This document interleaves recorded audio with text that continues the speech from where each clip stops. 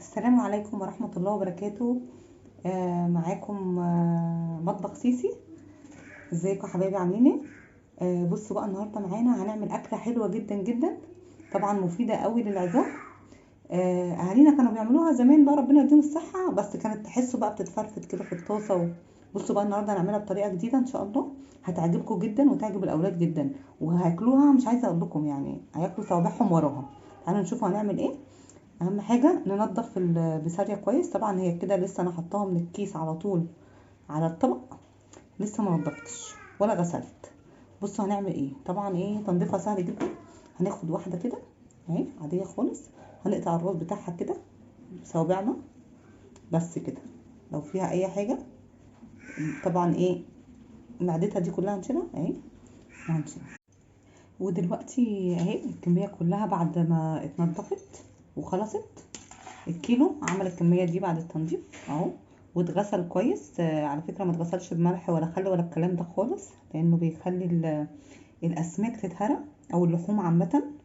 فدي نصيحه برضو ما تغسلوش اي حاجه بالملح كتير او بالخل كتير عشان بتهري الحاجه. خلاص طيب، احنا بقى هنحط على الكميه دي ايه عشان نتبلها. بصوا بقى حبايب قلبي، معانا ليمونه، ملح، كمون، كزبره. تمام، يبقى معانا ليمونه، ملح، كمون، كزبره، وطبعا يعني ملك الاكلات البحريه الثوم. خلاص بصوا هنعمل ايه. طبعا كل المكونات دي هنحطها اهو. ليمونه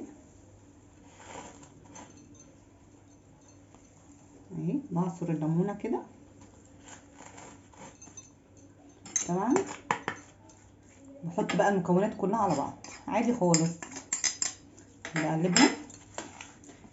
طبعا يستحسن نسيبهم في التتبيله دي يعني زي نص ساعه مثلا، نص ساعه كويس جدا.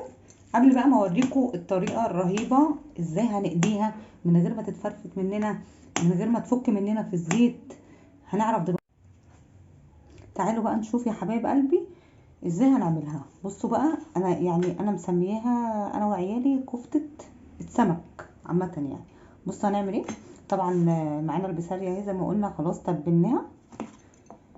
معانا هنا دقيق، والسر بقى عليه معلقة نشا، معلقة نشا، ونقلبه كويس.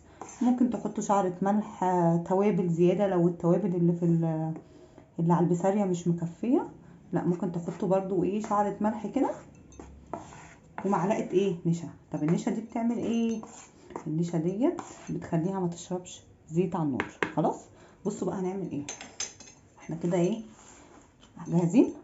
بصوا بقى، انا عن نفسي في طريقتين، ممكن نحط الدقيق ده على البسارية ونقلب، هتبقى معانا زي عجينة، هناخدها وهنبططها. تعالوا نشوف هنعمل ازاي.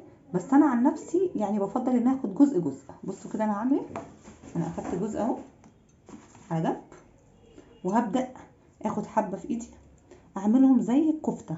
بص احاول ان انا ابططها بايدي شويه اهو، احط عليها دقيق اهي. بصوا يعني انا مش محتاجه الكميه كلها، بس انا بوريكم.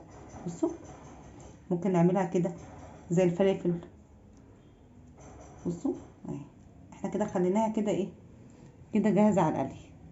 خلاص ممكن نجيب طبق عندنا كده احط لكم كام واحده بس كده فيها اهي اهي.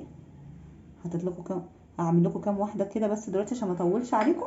اهي نفس الكلام، جبنا حبه. طب احنا عايزينها بطريقه كفته، ماشي، ممكن كأنك بتصبعي كفتة، شوية دقيق وتبدأي تصبعي بصوابعك اللي انت ايه سايسيها، سايسيهم. صدقوني صدقوني الطريقة دي الولاد هيحبوها جدا، انت هتدمنيها اساسا وهتعتمديها بعد كده في كل اكلاتك، لان اساسا الولاد يعني ما بيحسوش ان دي بسارية او سمك عامة. يعني انا ولادي بيفتكروها لحمة فراخ بجد والله، ولا الشوك بيبان، ومتنضفة كويس ومتبلة كويس. بصوا اهي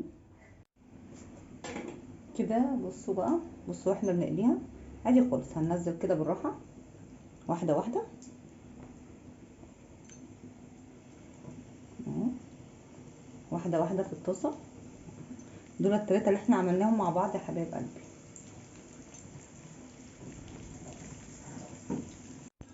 بصوا حبايبي دلوقتي خلاص كفته البسارية طلعت.